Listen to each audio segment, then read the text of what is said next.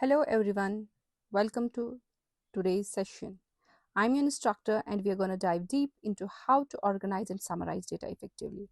This is a fundamental topic in statistics and mastering it will set you up for success in all subsequent analysis.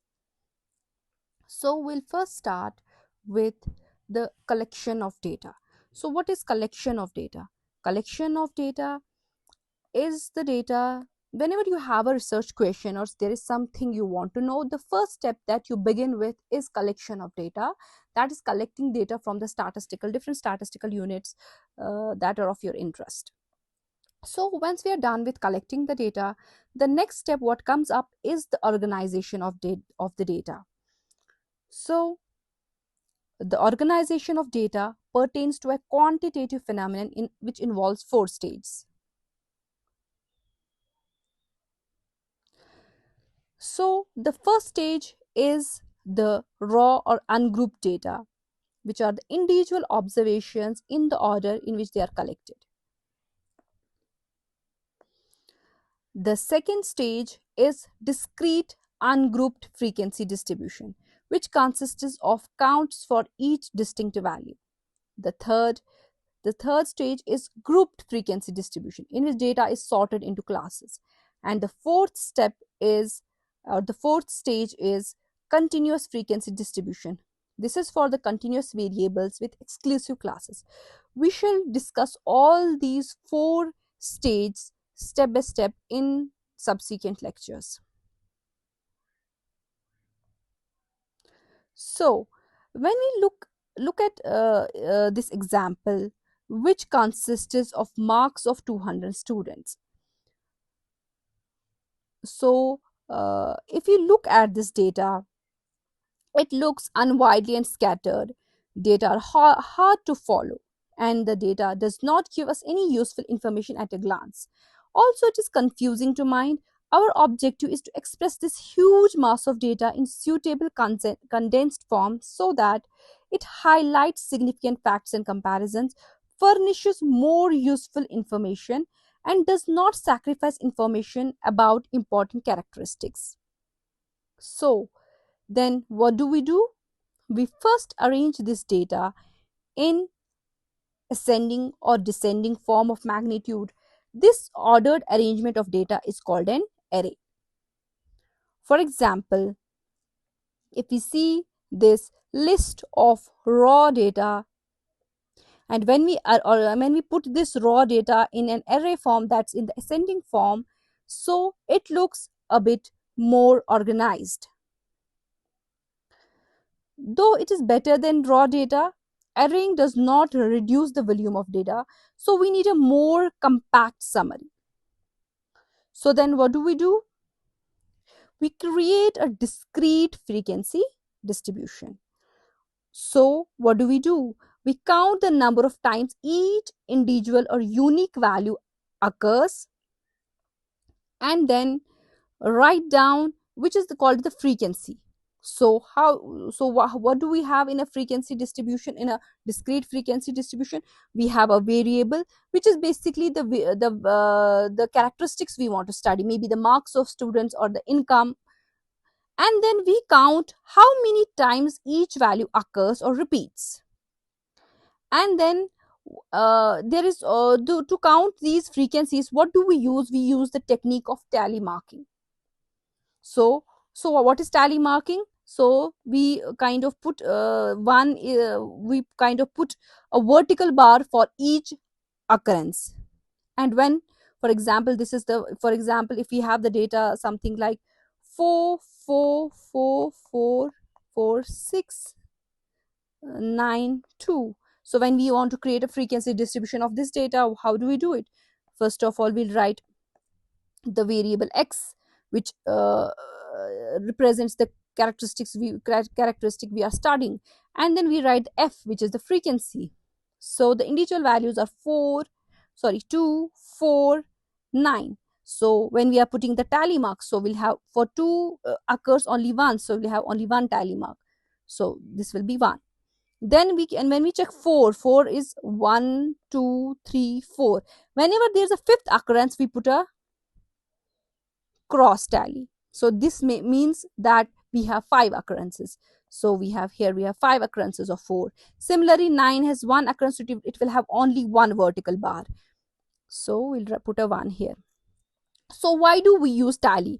It prevents confusion in counting, it reduces mistakes, and whenever there are like a number, values repeated a number of times, so this, when we put this 4 bars and then a cross tally bar, it gives us simply an idea that these are 5, so we do not need to count them individually. So we can simply say that these are 5, and 5 plus 5 plus 5 makes it, the counting gets easier.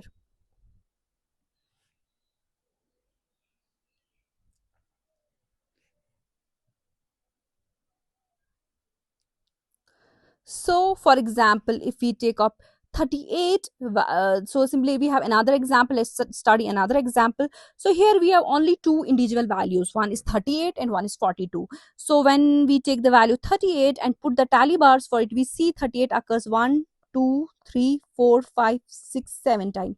So, 1, 2, 3, 4, this is 5, 6, and 7. So whenever you look at a glance, you have it easier, so you simply say this is 5 and this is 2, so this makes it 7. Similarly, when we take 42, 42 occurs 1, 2, 3, 4, 5, 6 times. So 1, 2, 3, 4, 5, and 6. So this is how we can use tally marks to count the number of observations, and it makes us it makes easier to get the frequencies, and you are very less prone to make mistakes. So if we take the data that we have that we had taken initially, that was the marks of 200 students. If we That was the raw data. If we make it into a frequency distribution, which is simply putting individual values as the variable x and then marking the frequency of each value. So 15 occurs 1 time, 16 3 times, 17 4 times, 18 1 time, 19 once, 20 once, so on and so forth. So this makes a data a little bit condensed. So from this table, we can see, for instance, that 8 students got 38 marks, 14 students got 42 marks, 1 student got 75 marks.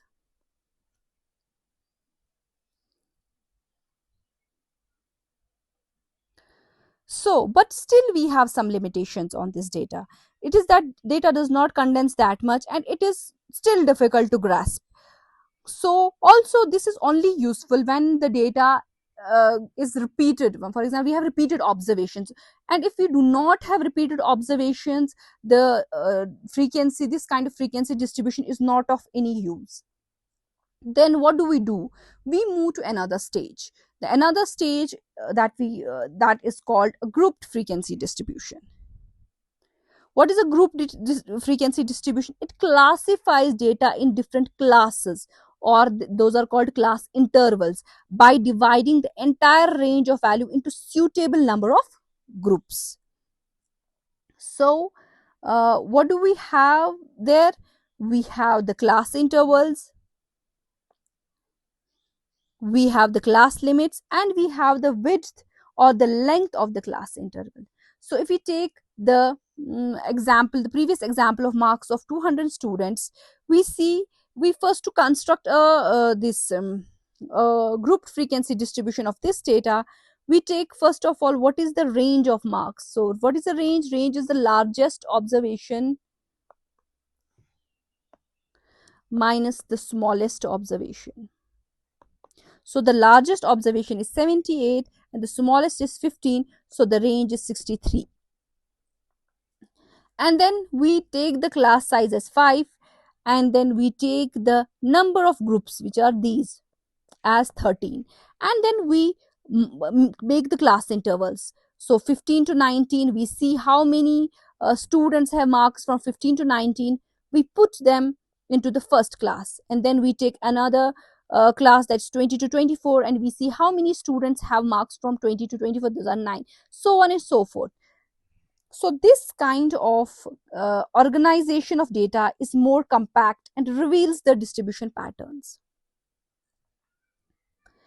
And then we have, once this grouped frequency distribution is very, as we discussed, that it is easier to grasp, but we still have some limitations. And what are the limitations? What if we have the data on heights? So we will have the data something like, for example, we have something like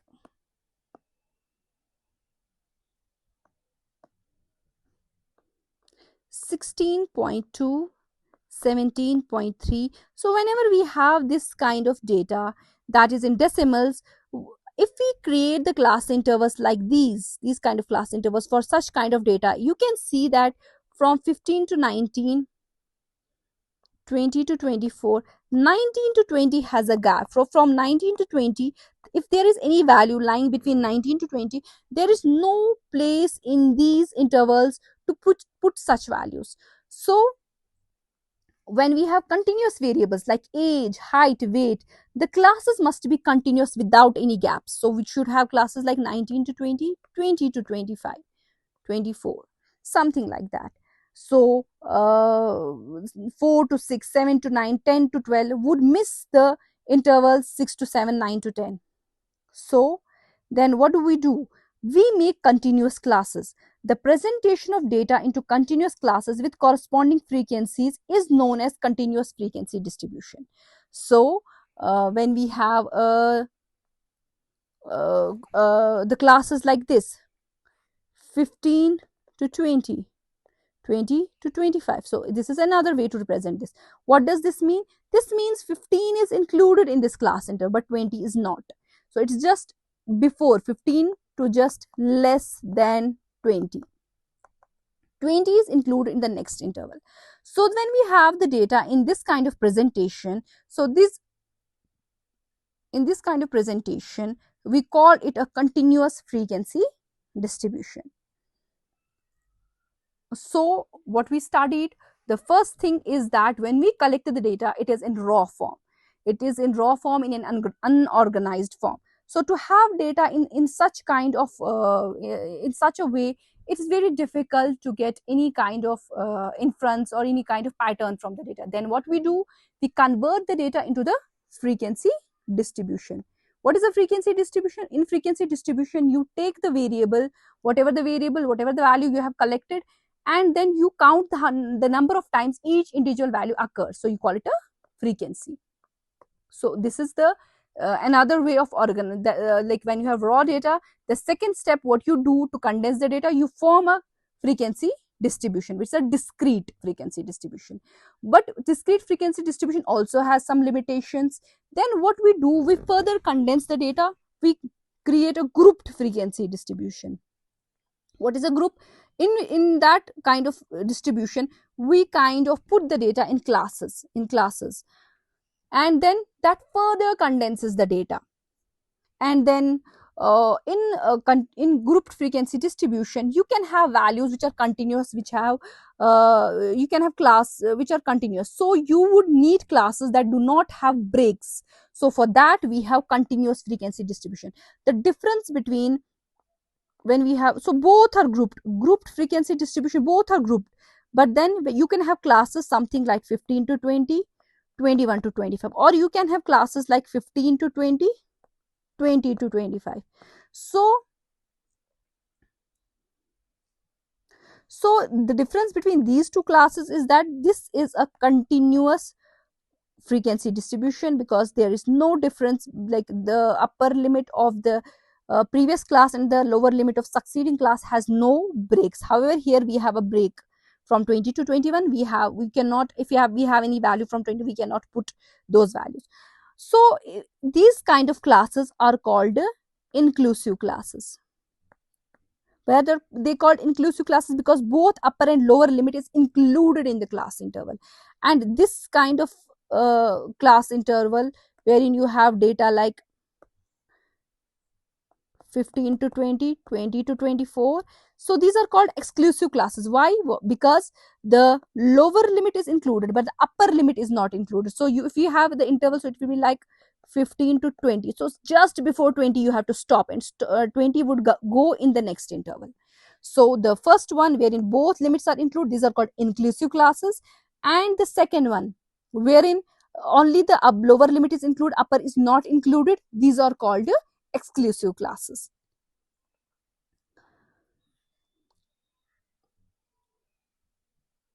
So whenever you are creating or constructing any of these, like when you are constructing from discrete frequency if you are going into the grouped frequency distribution, so there is no hard and fast rule. So it depends completely on your experience and skill and how you want the data to be. But you should be careful of certain things, that the classes should be clearly defined. They should be exhaustive. By what we mean exhaustive is that, or every observation should place it somewhere in the cluster intervals. No observation should be missed, and and one observation should belong to one class only. So we have to take care of those values, and we cannot have an observation more than one class. So while you are making these class intervals, when you are constructing from frequency distribution, you are constructing this grouped frequency distribution, you have to just be careful that you should not have too many classes, nor you should have too less classes. Also, your classes should be exhaustive and mutually exclusive. By exhaustive we mean that every value should be placed in different classes. And then by mutually exclusive we mean one value should be placed in one class only. If we take two classes, there should not be any value common between the two classes. So I think that is all for today. In another lecture we should further discuss some of the important, maybe some terminologies of the grouped frequency distribution, and then we shall move to the other topics which are in the syllabus. Thank you so much. I hope you understood today's lecture. If there are any questions, please feel free to post them in the comment section. Thank you so much.